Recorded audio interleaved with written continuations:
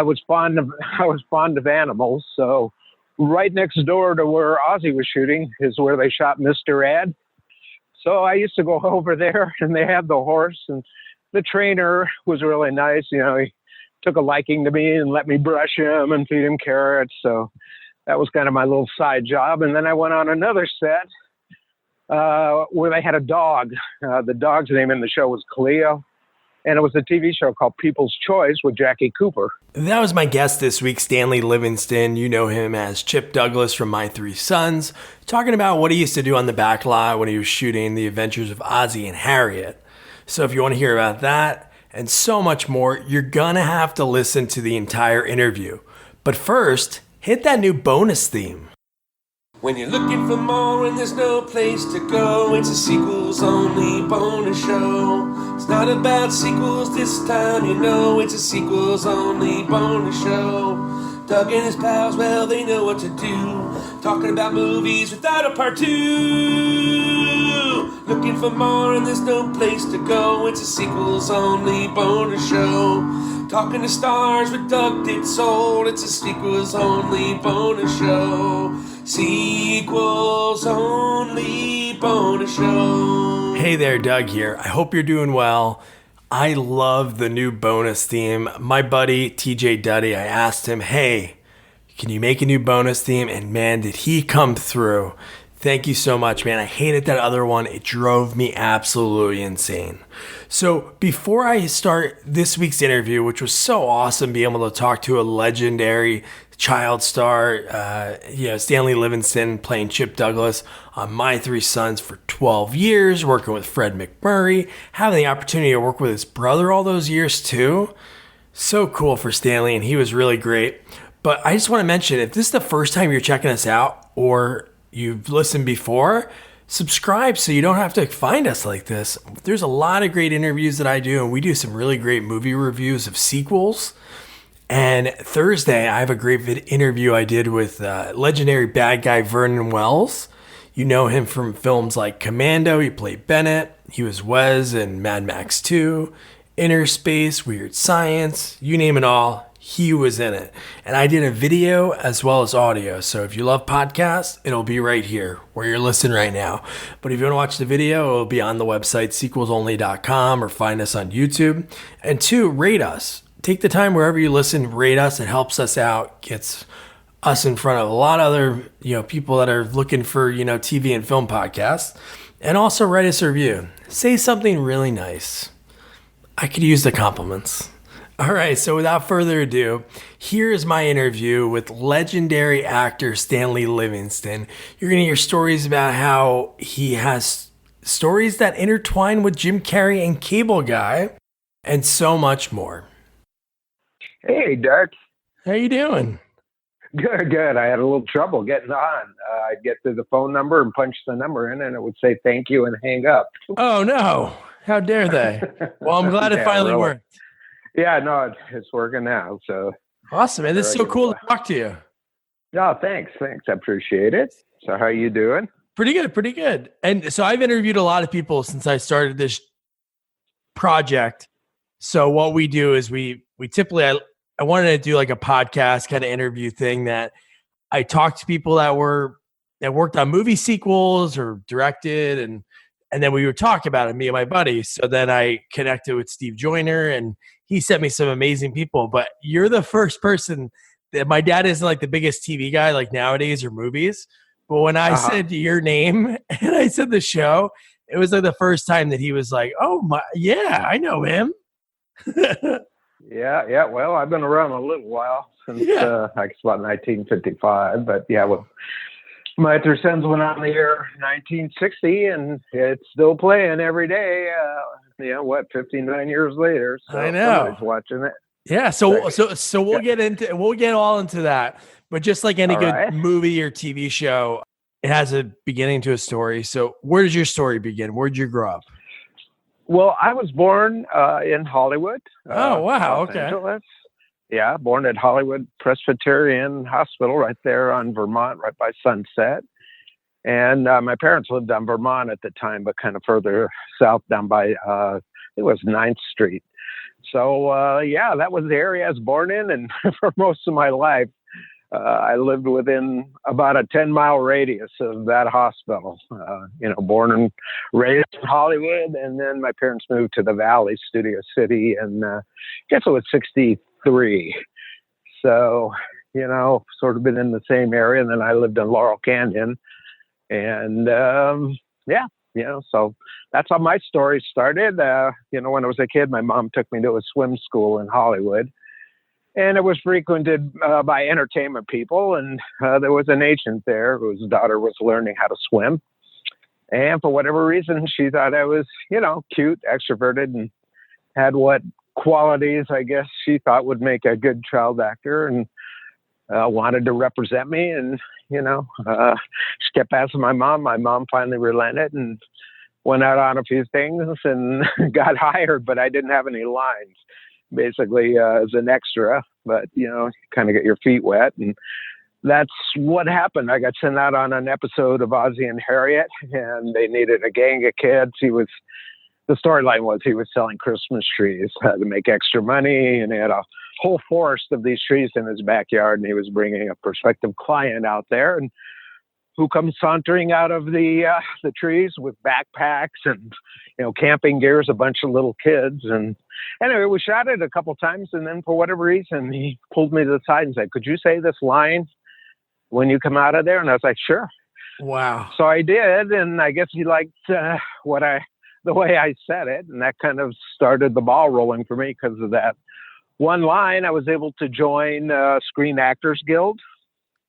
And that got me in the union, and, he said he was going to have me back, which is, you hear that a lot in show business. I bet.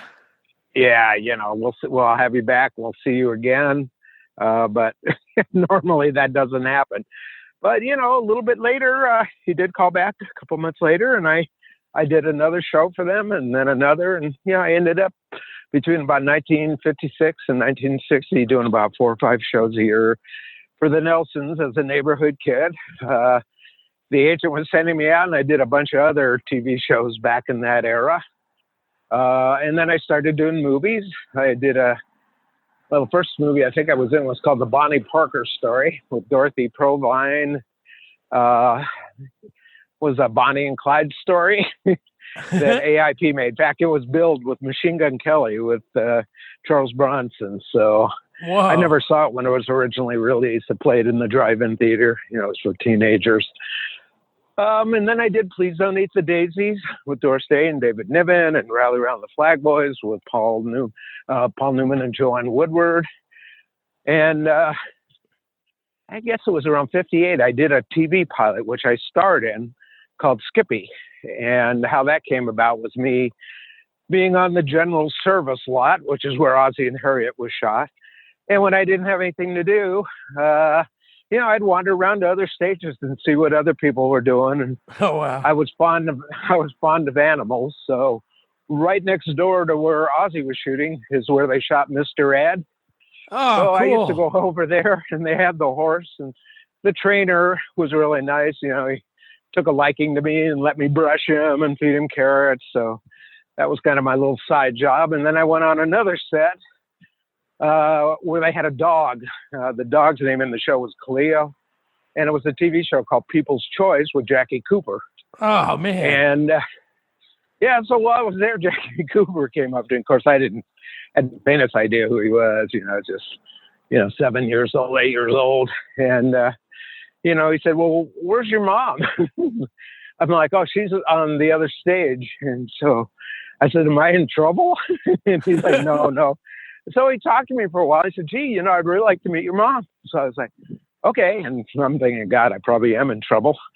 But we went back over on the Ozzie and Harriet soundstage, stage 5. And I introduced him to my mom, who, almost fell over because obviously she had grown up with Jackie Cooper. He was a child star, did The Champ. I can't even think of all the movies he did. Well, I did a movie called Skippy. And anyway, what happened was about 3 months later, I was doing a TV pilot for him that he wrote based on a part he played when he was a kid in a movie called Skippy, for which he was nominated for an Academy Award. And I believe either the director of the movie won that year too. It was in 1931. And I guess I reminded him of him. So he cast me in this TV pilot, which ultimately didn't sell. I think we did it in December of 58. And I was doing all other kind of work. And then my parents would borrow the film. In those days, there was no such thing as videotape or DVD. So if you wanted to show somebody your work, basically you had to borrow a 16 millimeter print, go find a theater that would let you come in there and rent it, or what they call four-wallet, after midnight. And my parents did, and they showed that to the producers of my three sons, who the next day hired me to play the part of Chip. So how did that role come about? Was it just there was an open casting and your parents got that, or? Yeah, I went in for an interview for it, and they seemed to be, excited to meet me. And by then I had a pretty good body of work. I was in probably about 4 or 5 movies by then, and had probably done God knows how many TV shows.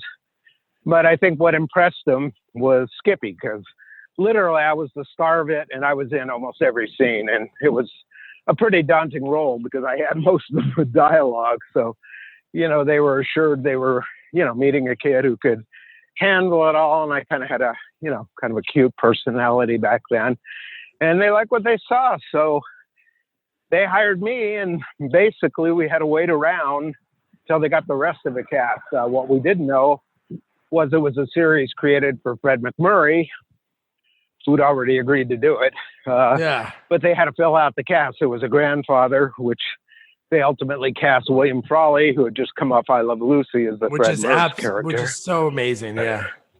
Yeah, and then Tim Considine, who, was on, if you were a fan of the Mouseketeers Club, he did the Hardy Boys and Spin and Marty. Oh, wow. And he also was with Fred in a movie called The Shaggy Dog, which was made in 1959. So he got cast, and the only person they had trouble casting was Robbie. And there were a lot of, people trying out for that. There was the kid who was on Fury. I'm trying to remember his name. Bobby Diamond. And he came in, and I think they wanted him, but his mom wanted, I think, part ownership of the show or something. And they just said, forget him. And we started shooting with somebody else. And if I'm remembering right, he got fired. We were into about the second day of shooting, and I guess they just didn't think he was cutting it or was funny. I don't know what the reason was. So they got rid of him. And then I remember my mom said, well, I know somebody, if you want me to call his mom, you could have him come in. And so they did, and the actor's name was Don Grady. And, ultimately they settled on Don Grady. Wow. To play Robbie. So we shot the pilot all over again with Don Grady. And, oh, yeah, by the way, the actor that they fired that they didn't think was funny was Ryan O'Neal. No way. Yeah. Yep. Oh my He God. would have been the older brother, who went on having a wonderful career in both drama and comedy. So yes. I don't know what happened, but Stan, I got to ask you this. So when you started acting and that lady approached your mom and you're getting these roles in different shows on Ozzie and Harriet, and then in the movies, were you, when you weren't on camera, were you like taking acting classes or anything, or was it just getting no, better not at all. No. Wow. When you're a kid, you either have it and you're natural and yeah, that's true. Not nervous about doing it. And like I said, I was pretty extroverted. I mean, the only experience I had is from the time I was in, first grade, how in school they had these little shows they put on in the auditorium. And all I remember is I wanted to be in all of them. So, I'd volunteer, and if it had lines, I wanted to do it. If there was singing, I wanted to do that, or dancing. And yeah, I just kind of knew I wanted to be a performer in those days. And it was just serendipity. I'm sure everybody has that dreams, and there's probably plenty of kids that have done shows in, grade school auditoriums. And, I lived out here, so that was half the battle at that time. Oh, yeah. and happened to be at the right place at the right time, where the lady that ran the swim school, her name was Jen Lovin. She really knew how to generate publicity for her pool. And she got, I think it was a show called You Asked For It. And we put on these shows where we'd ride cars and bikes underwater. And she had them come out and film it. And it ended up in an episode of You Asked For It. And because of that, a bunch of magazines. In those days, magazines were big. These days, no, who reads magazines, right? Yeah. But there were a couple of magazines called Vogue, McCall's, that came out and did, stories on it. And, that's how things got around in those days. And, so this lady, her name was Tina Hill. And, she took me under her wing, and she was my first agent. And unfortunately, right when I got my 3 sons, we had started shooting. She was killed in a car accident. Oh. And I know. Yeah, it felt horrible. She was just such a sweet lady. And somehow my parents got turned on to another lady named Jean Halliburton, who was a big children's agency back then. Tina, she had a lot of kids and had some notable people, mainly adults. But Jean Halliburton actually handled children and teens, and she had a few adults. So anyway, that's who I was with. And so the show went on, and was a massive hit in 1960. I can't say there's anything I did. It was primarily because the show was created around Fred MacMurray, who was I don't know how I can put in perspective today for people, but a huge movie star. Oh, yeah. That for whatever reason decided to do a TV series. Back then, big movie stars did not do TV at all. Maybe they'd do a TV thing if they were friends with the host like Dean Martin or Lucille Ball and Desi Arnaz, and they'd do a one-off episode. Or the opposite. They would be on TV and then launch into movies afterwards. But yeah, like you said, he was in The Absent-Minded Professor. He kind of went the other way.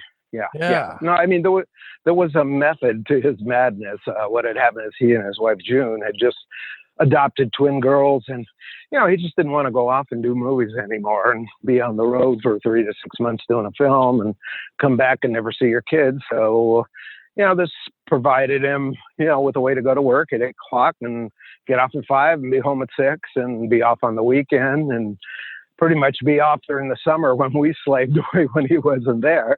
But that's how it went down. So we had the advantage of having a huge actor who, all the brass at CBS were falling all over themselves, and everybody always wanted to come down and meet Fred, presidents, heads of networks, you name it, because, he'd been huge movie star. Like I said, at that point, he probably already had done 100 movies, and he was the highest paid actor in Hollywood. And, if you're going to be in a TV show, that was the one to be in. And I lucked out. I got in, and like any other series, you figure to be on for a couple of years, or if you're really lucky, maybe 5 years. And, our show went for 12 years. We did 380 episodes. And I think the only reason we went off was in 1972, the FCC came down with a ruling that the networks could no longer make shows and exhibit them. It was an antitrust thing. So, and, no producer in his right mind is going to buy a 12-year-old show to make it and then sell it back to the network. So, it kind of ran its course, and we all just decided that was it. Well, not the we is Fred. Yeah. That's a heck of a run. Shows nowadays, that's like that. That's pretty amazing. So a few years. Well, it is. I mean, even more amazing is the fact that as soon as it went off, it went into daytime syndication in '72, and then instead of being just on Thursday or Sunday or Monday nights, it was on every day. In the morning, and sometimes in the afternoon. They did that for about almost 13 years. And they mainly showed the color shows then because, color was big. But what happened in 85 was Nick at Nite came along. And with the guy that had that, thought, gee, there's all these old shows that are in black and white that are really good. What if I could make a home for them on TV land? Well, not TV land, but Nick at Nite. And so they did. And that was 85, and it was a huge hit. And, they were showing all the black and white shows that really hadn't been seen since, the early 60s. And then in 95, TV Land came along.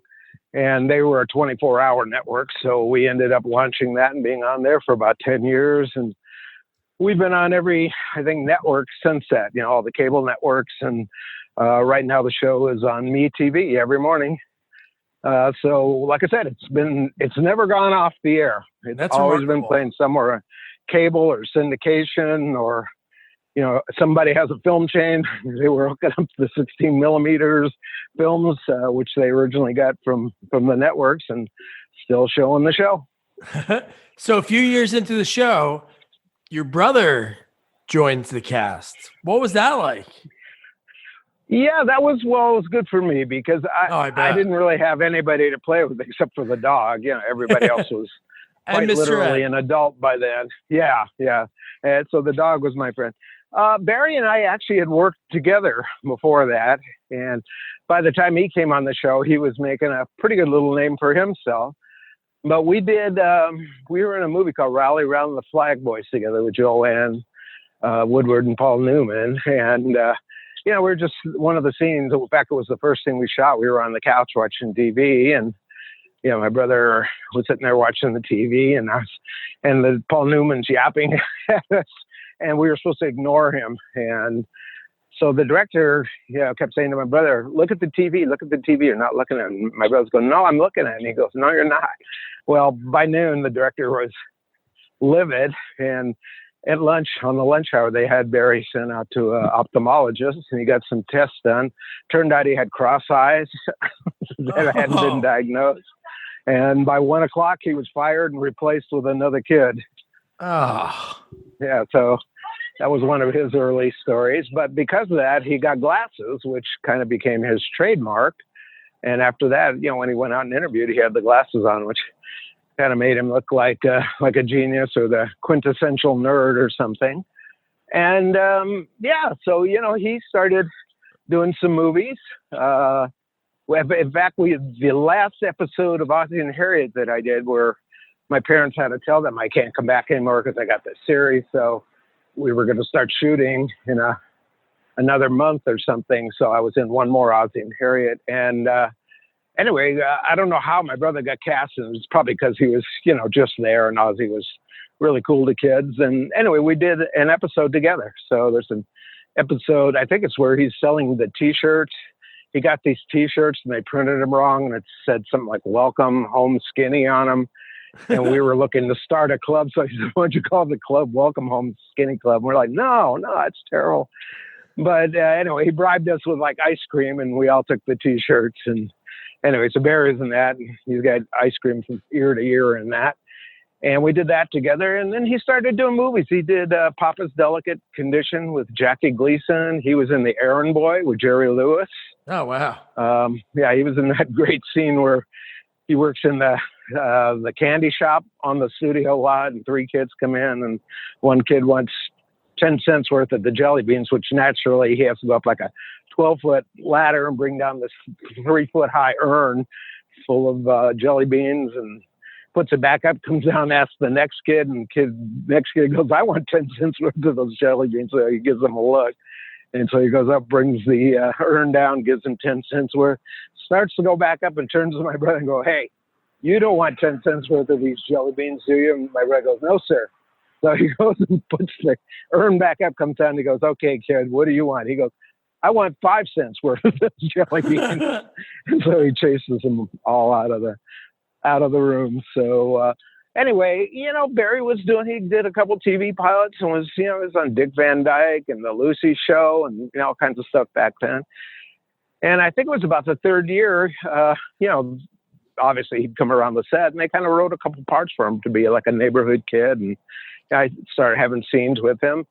And then the end of the fourth year, Tim Considine decided he wasn't coming back for a fifth year, and was leaving. And we needed a third son in a hurry. So I think they loved Barry and thought, well, yeah, it's great. Plus we're injecting younger blood into the show, which is always nice. And so they came up with a plot line where he was a foster kid, and his family were leaving the United States to go to Japan or something, couldn't take him. And so we adopt him. And that's how he became an official third son and moved into the Douglas household. And, he was there for about 8 seasons after that. Yeah, that's got to be so cool to be able to go to work with your brother. And especially at that young of an age, like you said, you didn't have anybody but the dog, and you have your brother there for, the next 9 years of the show. Yeah. Well, we shared a car going to work. We shared a dressing room. When I got a guitar, I had to share that with him until he got his own. And we shared a bedroom at home too. So we were used to sharing stuff, and we always got along pretty good. A few fist fights here and there, but we're brothers, so that's got to go down. Yeah, definitely. But yeah, he was just the cutest kid. So Stan, looking back, you were on TV for a long time growing up, like while you're growing up. Mm-hmm. So you started when you're around about 10 and the show went off the air. You're 22. What was it like growing up on TV? Like if you're flipping around, like you said, it's on all the time. You're like flipping on and it could be from 65 or an episode from 69. And it's like you could see yourself like almost like with like a home movie. Yeah, you could. I mean, what you find out, and it's probably holds true for most actors, we really don't watch our work. You do it. It's like, I don't know what your day job is, but it's probably the last thing you want to do is go to your, talk about your day job or whatever you do in real life when you're off, So, no, that's true. We were in it, and it's, it was more for other people's appreciation. And, we weren't, we were really appreciative to be on the show. We never, gave people guff about it, and people wanted autographs. We'd, not insult them. We'd always sign them and do what we had to do. And, there's just a professional courtesy there. I know other people get really kind of weird when they're asked for autographs or asked questions or, people want to talk to you. But, to me, that's what you signed up for, and if you can't deal with that part of it, you shouldn't have been an actor. So sometimes it gets pretty intense, but, for the most part, you just, like anything in life, you just muscle through it. Yeah. And your character's name, Chip Douglas, that's in Jim Carrey's character name in Cable Guy. Yeah. That was, I guess it was an honor.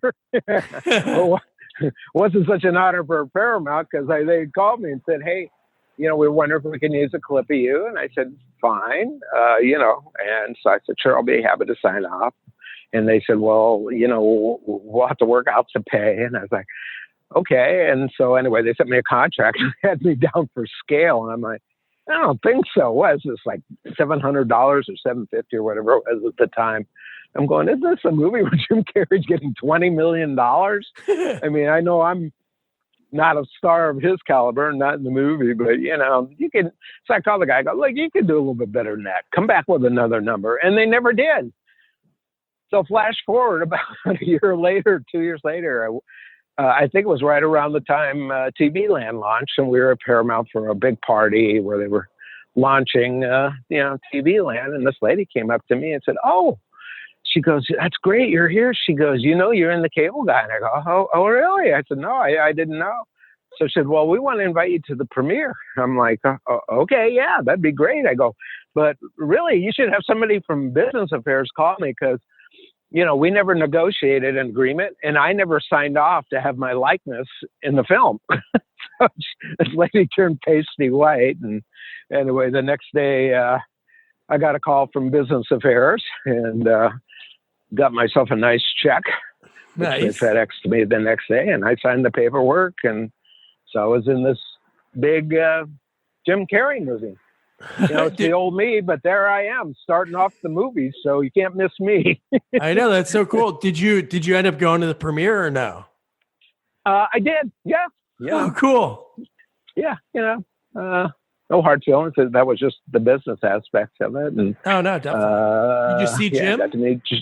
I saw Jim. I got to meet the director, with Judd Apatow, and yeah, it was fun. They had the after party, where was it? At the Hollywood Palladium, which was like old home for me because my boss, who made My Three Sons, Don Feddersen, owned, at the time, he still owned the Palladium. So, and they used to do a lot of rock shows there, went to concerts there. It was like maybe 1,000, 1,200 person venue. So it was very intimate. In fact, I saw David Bowie the first time he was in concert here. I saw the Rolling Stones in that little venue once, and God knows how many other people. But yeah, I could pretty much get in anytime I want. Just call my boss and say I need a couple of tickets or whatever I needed. So that was cool. I wish I could have done that at somewhat like the Hollywood Bowl, but that didn't happen. But Yeah. The show evolved. If you saw it in the beginning, we were from the Midwest and we looked pretty square. And by the end, I was pushing to have us look pretty groovy. And Don Grady was doing his best. And we fought with the producers all the time over our wardrobe. Everybody back then was influenced by the British invasion and the Beatles. And, we all wanted to wear Beatle boots and grow our hair longer, which they kind of forbade until I think it was about the last 2 years I refused to get my hair cut. And they just said, all right. And it's funny because I look at that now. I've seen a couple of those episodes. I'm like, God, I hate to admit it, but they were right. I should have cut my hair because it dated it. It dated the show. You're squarely around 1970, 71, 72 by what I was wearing and my boots and, wide belts and bell bottoms. And yeah, I mean, I should have listened, but when you're young, you think you know it all and you're dumb. But now I understand what they were trying to do. It was just kind of keep the thing they created going along in the same direction, and I doubt I had any influence over kids. Although now that I think about it, I think I used to get fan mail, going, where did you get your clothes? That shirt was so cool, or those striped pants or whatever.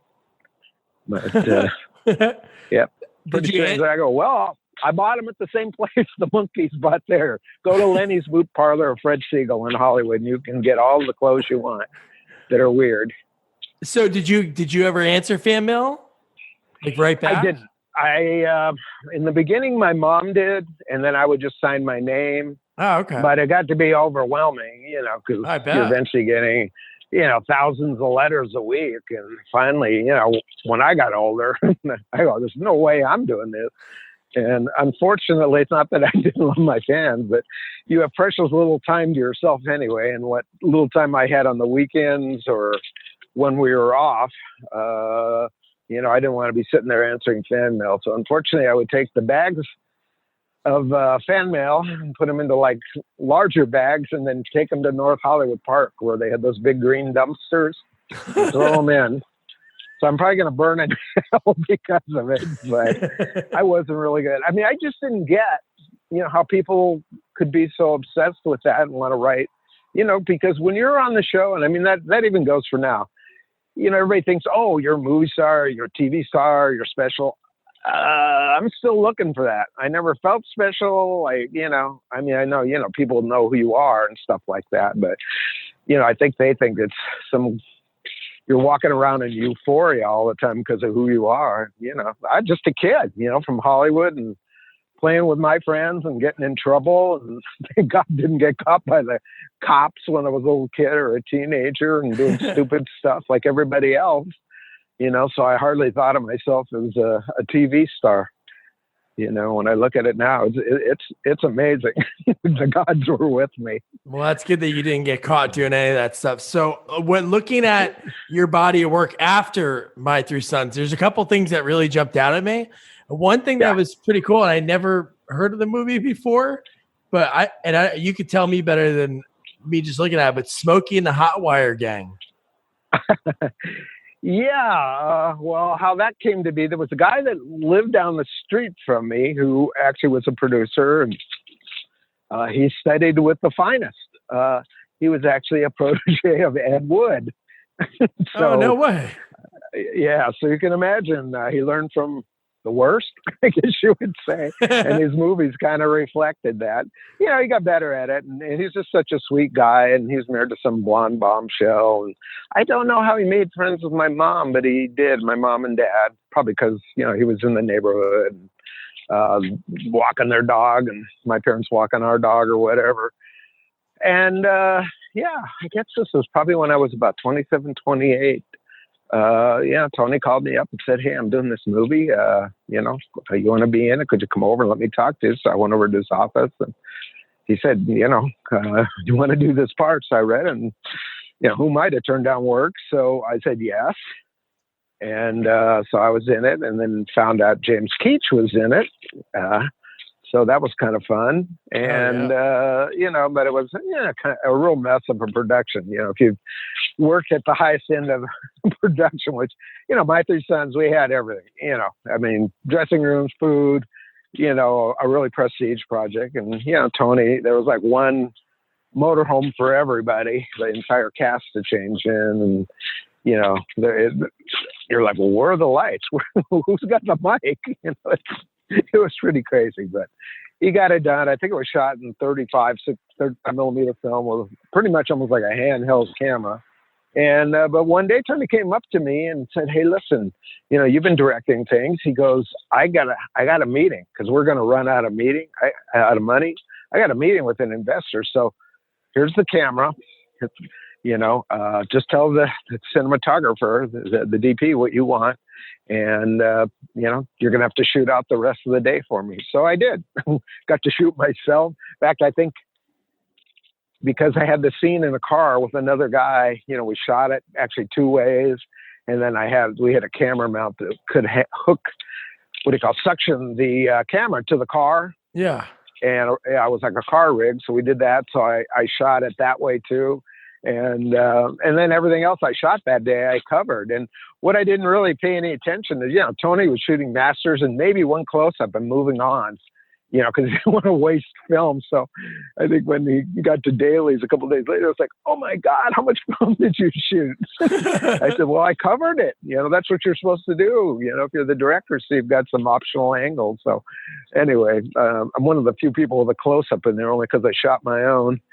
Yeah, it was a fun movie to do. It was a ridiculous plot, and but we had fun making it, I guess you could say, and the people on it were really nice. And Tony's was a good friend. He passed away recently, but I saw him maybe 3 or 4 years ago with his wife. We had lunch, and everybody you meet has a story, and not everything can be made by George Lucas or Steven Spielberg. There's a lot of other stuff out there. Some of it crap, but the people that make it are just as serious, and it's almost just as difficult to make those films as it is like Star Wars type films. So no, definitely. And it's cool you had that opportunity that you were able to, be behind the camera and set up the shots and stuff. Yeah. Well, by then I had a production company, so I was already shooting. When I was about 16, 17 on My Three Sons, I kind of got more interested in the other side. I was bored, on the set because you work every day, but you're still waiting around a lot of the time for them to light. And I got interested in the cameras and tried to learn everything I could from the camera guys about cameras and film emulsions. Then I went up, and when I had a little more time and spent a lot of time with the editors, and they showed me how to edit film on a moviola and how to make editing decisions and choices and creating logs, edit logs, and all that stuff. And production, learn how to, basically put a production together and how to get all the elements together and how to storyboard it, how to get a shooting schedule, and then how to execute it. So with another guy that I met in college, we formed a production company. We started shooting commercials and industrials and music videos. And so, I had some experience. And while that's happening, the whole movie industry was evolving to different types of cameras, smaller, lighter cameras. So, people could shoot what they call run and gun or guerrilla filmmaking. Eventually the editing systems went from a moviola to a chem table, which is a flatbed editor. And then from the flatbed editor, I think the first digital editing I did was on a CMX machine. So I had to learn how to do that. And then originally there was what they called linear editing, which meant you could edit videotape, or you could have film turned into videotape and then edit it. But it was linear, so you could cut it.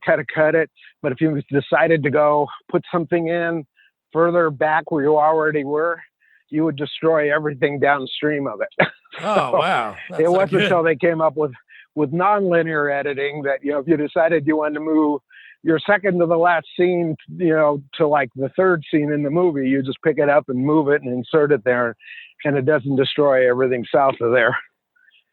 So just trying to keep up with the changes and the editing machines. Like I said, there was CMX and there was Avid editing, and Adobe Premiere, Media 100, Final Cut Pro. So you have to learn all this stuff. Yeah, and you're still doing that now? Are you still doing like music videos Yeah, and no, I commercials? have a production company. Yeah, I've done everything from commercials to about 5 years ago, I guess, I shot a Cinerama movie, which is in the old 3-strip Cinerama. I had a buddy who restored all the Cinerama films in 2012, and they had basically they decided to show all the Cinerama movies that were ever made, because there's only about 12 of them, and they had a week-long festival.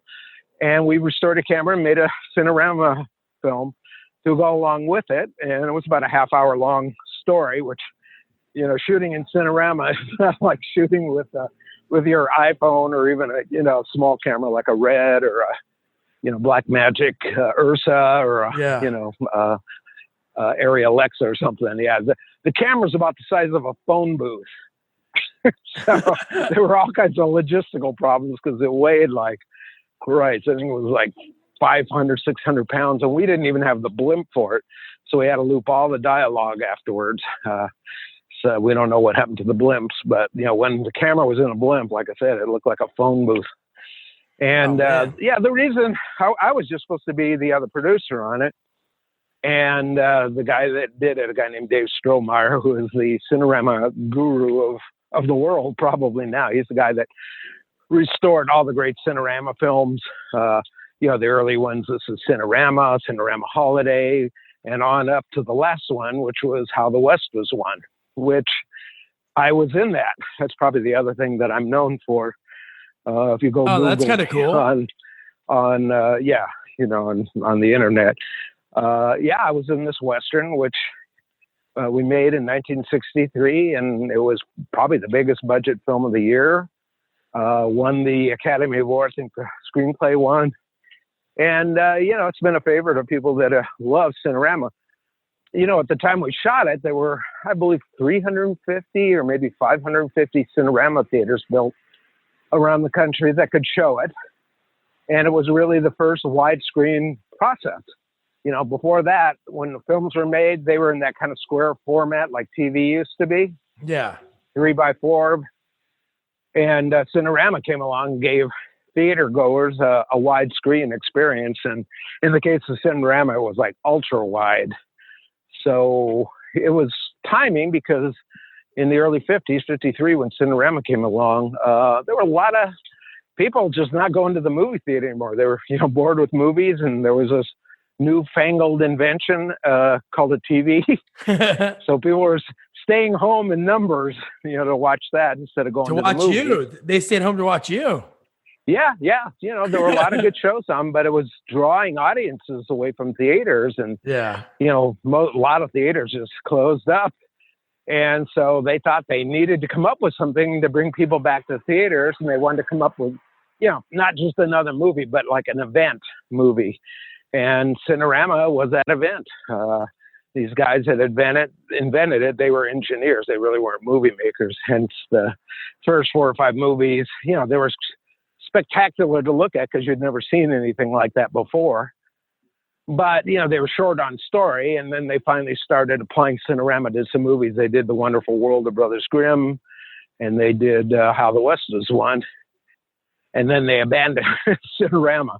They figured out another way to do it. Instead of having 3 interlocked cameras together, they would shoot 3 separate panels. Then you had to have 3 separate projectors that were interlocked and project the 3 strips. And then there'd be at times it seemed more visible than others, and at other times they did a good job of masking where the panels came together. So anyway, I was in this movie that everybody in Hollywood was in it. I mean, couldn't ask for a better movie. Look at the cast. It's unreal. Look at the cast. Jimmy Stewart, Henry Fonda, Richard Widmark, who else? Gregory Peck, Walter Brennan. Debbie Reynolds. Debbie Reynolds was the star of it. Yeah. Which is interesting because when I was shooting How the West Was Won, and like I said, I think it was 63 or 60, end of 62, Barry was doing a movie at the exact same time with Debbie Reynolds called My Six Loves. So she would shoot on the weekdays with us when we were doing How the West Was Won, and on the weekends she would go back to L.A. and shoot my six loves, and Barry was one of the six loves, Sherman. That's really funny. So it was like a different Livingston kid. She had like a weekday different run and then a Livingston weekend. kid, yeah. Yeah. Well, she became aware we were actually brothers, and by then my three sons was. Yeah, it was pretty weird because when we shoot especially on How the West is Won for me, because that show was, like whatever, 60 million people a week were watching the show. So every kid in the country knew who you were. Yeah. And I remember we were shooting one time, and I don't know how these kids all came down, were watching, but they spotted me, and then it was like, Chip, and they wouldn't shut up. And the director and assistant director, I don't even know if he knew I was on the show. I think that the director was told, but, I don't think he realized the ramifications of being on a, number one TV show for already about 3 or 4 years. Anyway, they went and got other kids, and finally there was just a sea of kids all clamoring for me, and they go, "What is going on?" And, Jimmy Stewart all puffed up thinking it was for him. And meanwhile, this little kid, me, causing all the disruption. So they had me go over there and try and sign autographs so they could get some scene shot and, getting everybody quiet. So they threw you to the wolves. Weird. They threw you out to the wolves so they could get some shots.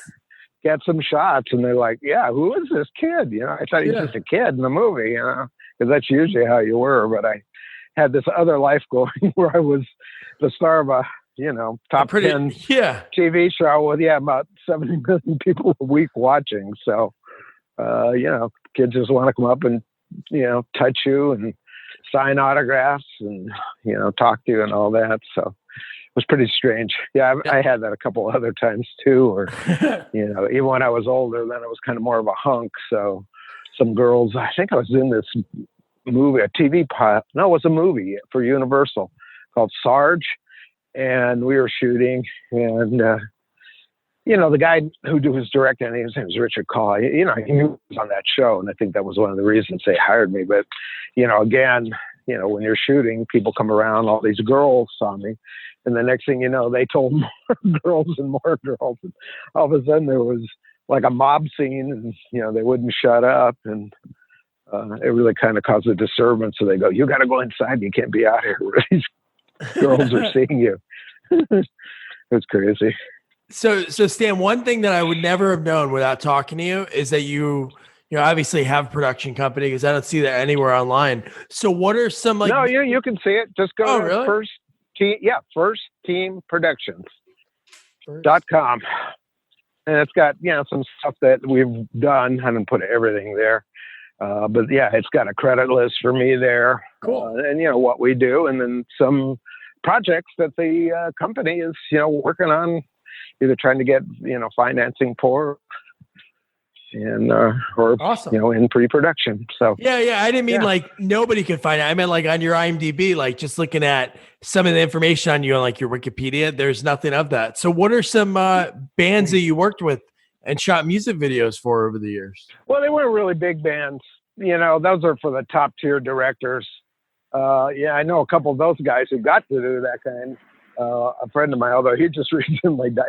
I'm older now, so everybody I know is dying. So that's kind of scary. But Toby Hooper was a friend, and well, even that band wasn't really well known. It was a band called The Storm. And my girlfriend at the time was a stylist. She did the wardrobe, and she also worked for a lot of people privately to do their clothing when they would do concerts. Michael Jackson was a client of hers, Kenny Loggins. I mean, she did a lot of people. But anyway, she said, "Oh, come down." She goes, "Toby Hooper's here." So I went, "Okay, yeah." So I went down, and another friend of mine came down and was I'm still buddies with Steve Railsback. He was the guy that played Charles Manson in Helter Skelter. Oh, okay, yeah. The original Helter Skelter. And he was also in a huge movie called The Stuntman. It was back in about 1980, I guess it was, with Peter O'Toole. I mean, it was an amazing movie and nominated. But anyway, they were shooting a music video that night with this group called The Storm, which was interesting. It was a mix of 5 guys from like 5 really big bands. And I remember one of the guys was Greg Raleigh. So he was from Santana.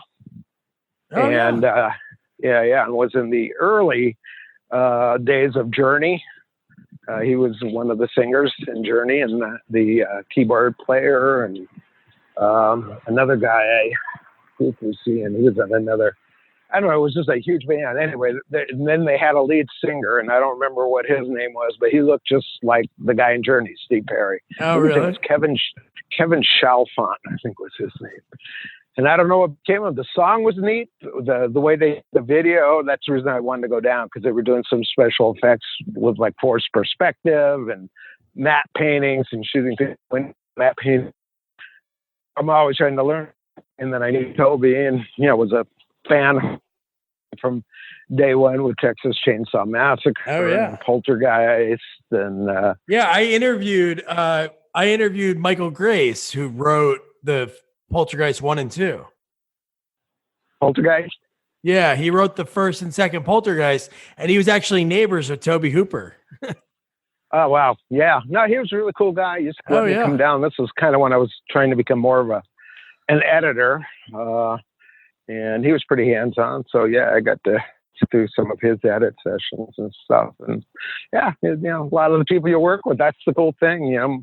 Most of these guys are very giving, and, if you're interested, they'll work over what they know and, try and teach you. But most of the bands we did were just, LA bands, that just needed a video. But, you try and figure out some kind of storyline and get it shot, and hopefully it looks pretty good. And, it's all, back then it was all about lighting and trying to get some special effects into it. And, a lot of smoke, smoke and a light in front of a fan, or a fan in front of a light. So that, it looked like the light was flashing off and on. But yeah, I had a lot of fun doing all that. And I did a feature film, Checker. That's probably about, oh man, I hate to say it, but it's a little bit over 10 years ago, which was a pretty good film.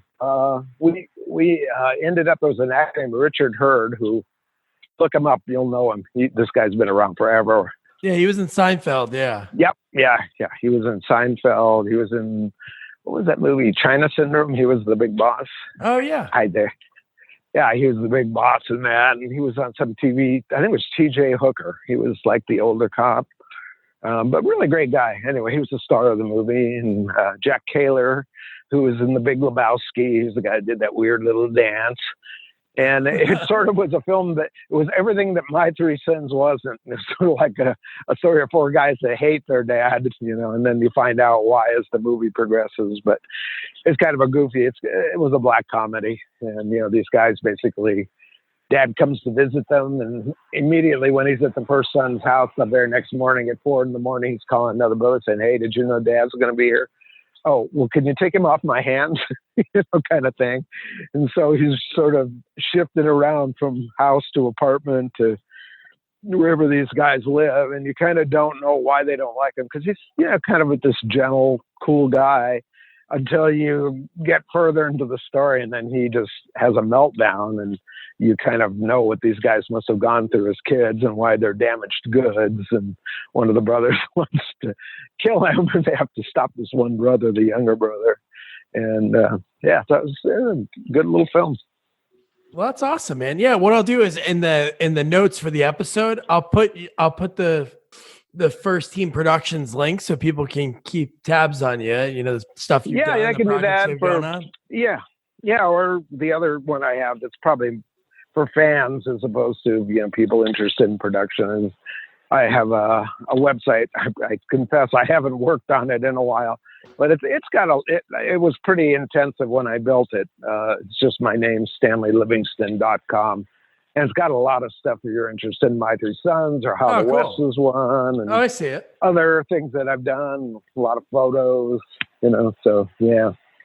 Sweet. Yeah, I'll put all that in there. Stan, this is, I try to only take an hour of people's time, but this has been awesome.